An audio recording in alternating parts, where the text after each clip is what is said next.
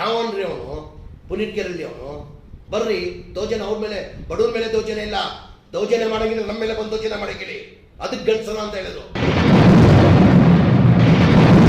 ಯಾರೋ ಬಡವ್ರ ಮೇಲೆ ದೌರ್ಜನ್ಯ ಮಾಡಕ್ಕೆ ಗಂಡಸನ ಅಂತ ಹೇಳಲ್ಲ.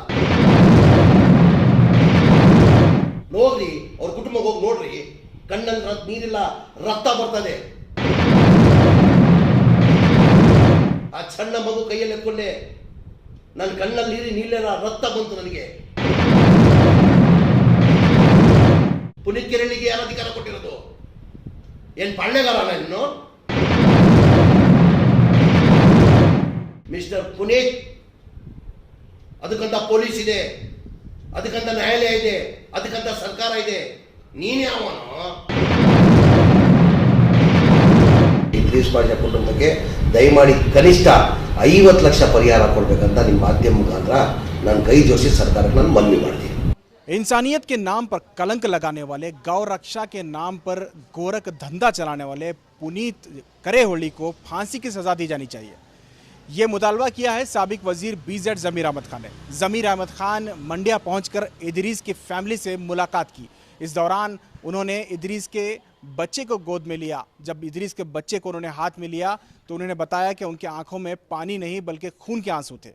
ज़मीर अहमद खान ने मीडिया से बात करते हुए आज बताया कि वो कल इदरीस के घर मुलाकात करने के लिए गए थे और बाद में उन्होंने रामनगर के SP से करेहोली को जल्द से जल्द गिरफ्तार करने का मुतालबा कहा।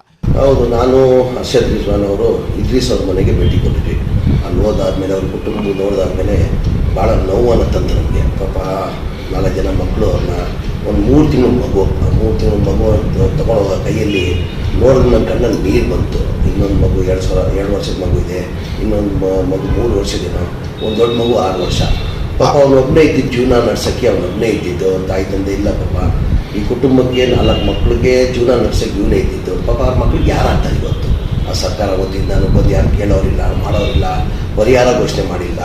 ಹಾಗಾಗಿ ನಿಮ್ಮ ಮಾಧ್ಯಮ ಮುಖಾಂತರ ನಾನು ಸರ್ಕಾರಕ್ಕೆ ಮನವಿ ಮಾಡೋದು, ದಯಮಾಡಿ ಎಲ್ಲೆಲ್ಲೆಲ್ಲೂ ಪರಿಹಾರ ಕೊಡ್ತೀರಿ. ದಯಮಾಡಿ ಇದು ಇದ್ರೀಸ್ ಕುಟುಂಬಕ್ಕೆ, ಇದ್ರೀಸ್ ಪಾಷಾ ಕುಟುಂಬಕ್ಕೆ ದಯಮಾಡಿ ಕನಿಷ್ಠ 50 ಲಕ್ಷ ಪರಿಹಾರ ಕೊಡಬೇಕಂತ ನಿಮ್ಮ ಮಾಧ್ಯಮ ಮುಖಾಂತರ ನಾನು ಕೈ ಜೋಡಿಸಿ ಸರ್ಕಾರಕ್ಕೆ ನಾನು ಮನವಿ ಮಾಡ್ತೀನಿ. ज़मीर अहमद खान ने पुनीत करेहोली को चैलेंज किया कि अगर दम है तो वो उन्हें नुकसान पहुंचा के दिखाएं। उन्होंने कहा कि बेकसूर और निहत्थे लोगों को हमला करके फरार होने वाला पुनीत को कड़ी से कड़ी सज़ा यानी फांसी की सज़ा दी जानी चाहिए। ज़मीर अहमद खान ने यह भी कहा कि बेसहारा इदरीस की फैमिली को हुकूमत का मुआवजा मिलना चाहिए। उन्होंने कहा कि 50 लाख का मुआवजा कम से कम इदरीस के फैमिली को दिया जाना चाहिए। उन्होंने कहा कि अगर पुनीत गिरफ्तार नहीं होता है तो कांग्रेस बड़े पैमाने पर रियासती सतह पर एहतजाज शुरू कर देगी। आज ज़मीर अहमद खान के कल जाके आने के बाद आज इसका असर देखने को मिला। आज शाम पुनीत करेहोली गिरफ्तार हो चुका है। इसके 4 साथी भी इसके साथ गिरफ्तार हुए हैं और इसे कड़ी से कड़ी सजा दिलाने की तैयारी भी चल रही है। ಅದು ಏನಾಗಿದೆ, RMC ಮಾರ್ಕೆಟಲ್ಲಿ ಮದ್ದೂರಲ್ಲಿ ಇಲೀಗಲ್ ಆಗಿ ಪರ್ಚೇಸ್ ಮಾಡಿದ್ದಾನೆ ಹಸುಗಳು. ಅಲ್ಲಿಂದ ಅವನು ಟ್ರಾನ್ಸ್ಪೋರ್ಟೇಷನ್ ತಮಿಳುನಾಡಿಗೆ ಮಾಡ್ಕೊಂಡು ಹೋಗ್ತಾ ಇದ್ದಿದ್ದು. ಆ ಹಿನ್ನೆಲೆಯಲ್ಲಿ ಇವರು ಕನಕಪುರ ತಾಲೂಕಲ್ಲಿ ಎಲ್ಲೋ ಒಂದು ಕಡೆ ಹಿಡಿದಿದ್ದಾರೆ. ಕರೆಕ್ಟ್ ತಾನೆ? ಇವರೆಲ್ಲೋ ಕಸಾಯಿಖಾನೆಗೆ ಕರ್ಕೊಂಡು ಹೋಗ ಹಿಡಿದು ಏನೋ ಮಾಡಿದರೆ ನಾವು ಒಪ್ಕೊಂಡು ತಪ್ಪು ಆಯಿತು. ತಪ್ಪು ಮಾಡಿದ್ರು ಇವನೇನು RMC ಯಾರ್ಡಿಂದ ತಗೊಂಡೋಗಿರೋದು? ತಮಿಳ್ನಾಡಿಗೂ ಟ್ರಾನ್ಸ್ಪೋರ್ಟೇಷನ್ ಮಾಡ್ತಾ ಇದ್ದಿದ್ದು, ಟ್ರಾನ್ಸ್ಪೋರ್ಟೇಷನ್ ಜಾತ್ರೆಯಲ್ಲಿ ಕರ್ಕೊಂಡೋಗಿ ಮಾರಾಟ ಮಾಡಕ್ಕೆ ತೊಗೊಂಡೋಗ್ತಾ ಇದ್ದಿದ್ದು. ಇವನೇನೋ ಅಲ್ಲಿಂದ RMC ಮಾರ್ಕೆಟಿಂದ ತಗೊಂಡು ಕಸಾಯಿಖಾನೆಗೆ ತಗೊಂಡೋಗಿ ಅಲ್ಲಿ ಹಿಡ್ದಿದ್ರೆ ಏನೋ ಒಂದು ಹೇಳ್ಬೋದು. ಅಲ್ಲಿ ಹಿಡ್ದಿದ್ರು ಕಾನೂನು ಅಂತ ಇದೆ, ಕಾನೂನು ಶಿಕ್ಷೆ ಆಗಬೇಕಾಗಿದೆ. ಇವನು ಇವನು ಪುನೀತ್ ಕೆರಹಳ್ಳಿ ಅವನು ಆ ಥರ ಮಾತಾಡ್ದ. ಅವನು ಓಪನ್ ಆಗಿ ಲೈಫ್ ಮಾಡಿ ಹೇಳ್ತಾನೆ, ನಾನು ಯಾವ ಕಾರಣಕ್ಕೆ ಬಿಡೋಂಗಿಲ್ಲ, ನಮ್ಮ ಹುಡುಗರು ಹಿಂದೆ ಹೋಗಿದ್ದಾರೆ, ಅಡ್ಡಾಸ್ಕೊಂಡು ಹೊಡಿತಾರೆ ಅವ್ರನ್ನ ಅಂತ ಓಪನ್ ಆಗಿ ಲೈಫಲ್ಲಿ ಹೇಳಿದ್ದಾನೆ. ಈ ಸರ್ಕಾರ ಇದೆಯೋ ಸತ್ತಿದೆಯೋ, ಪೊಲೀಸ್ ಇದೆಯೋ ಸತ್ತಿದೆಯೋ ಒಪ್ಕೊಂತೀನಿ. A1 ಮಾಡಿದ್ದೀರ ನೀವು? ಪುನೀತ್ ಕೆರಹಳ್ಳಿ ಏನೋ A1 ಮಾಡಿದ್ದೀರ ನೀವು? A1 ಆಗಿ ಅದ್ರಲ್ಲಿ ವಿಡಿಯೋ ಬಿಡ್ತಾನೆ ಓಪನ್ ಆಗಿ. ರೈ ಕುಮಾರಸ್ವಾಮಿ ಅವರೇ, ರೀ ಸಿದ್ದರಾಮಯ್ಯ, ಎಷ್ಟು ಧೈರ್ಯ ಇರ್ಬೋದು ಅವನು, ಎಷ್ಟು ಧೈರ್ಯ ರೀ ಅವ್ನಿಗೆ? ಏನ್ರಿ ಮಾಡ್ತಾ ಇದೆಯಾ? ಕಾನೂನು ಇದೆಯನ್ರಿ? ಇದು ಸರ್ಕಾರ ಇದೆಯನ್ರಿ? ನಾಚಿಕೆ ಬರ್ಬೇಕು ನಿಮಗೆ. ಒಬ್ಬನ ಕೊಲೆ ಮಾಡಿ ಅಮಾಯಕನ ಕೊಲೆ ಮಾಡಿ ಹುಡುಗನ್ನ ಇದ್ರೀಸ್ ಪಾಷಾನ ಅವನು ಓಪನ್ ಆಗಿ ರಾಜಾರೋಷನಾಗಿ ತಿಳ್ಕೊಂಡು ತಿರ್ತಾವನೆ.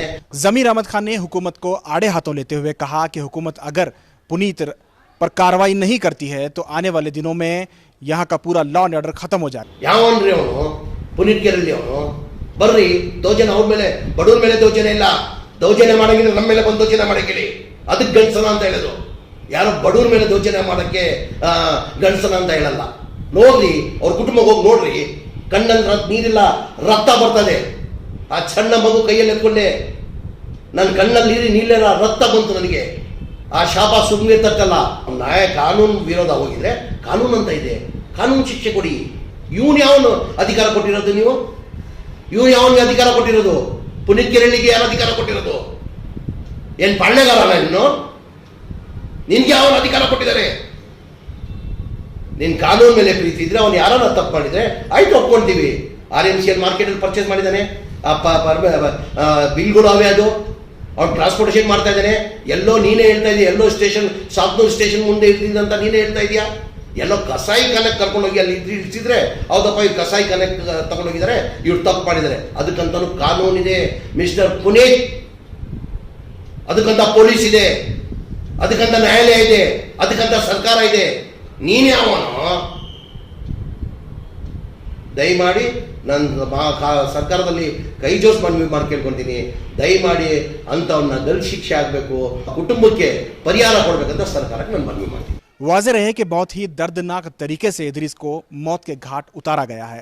इलेक्ट्रिक गन का इस्तेमाल किया गया है, जगह जगह पर इदरीस के जिस्म में ज़ख़म थे। इदरीस की जो जिस्म है पूरी तरह से झुलस गया था। इस इदरीस का जिस्म देखने वालों के आंखों में आंसू नहीं, खून बह रहे थे। पूरे मिल्लत ही नहीं बल्कि तमाम हिंदू हो, मुसलमान हो, तमाम लोगों ने अफसोस का इजहार किया है। इस पूरे मामले को लेकर ट्वीट कर रहे हैं कि किस तरह से इंसानियत के खिलाफ ये नंगा नाच हो रहा है। ज़मीर अहमद खान ने चेतावनी दी है कि अगर इस तरह का नंगा नाच नहीं बंद किया गया तो आने वाले दिनों में हुकूमत को इसका खामियाजा भुगतना पड़ेगा।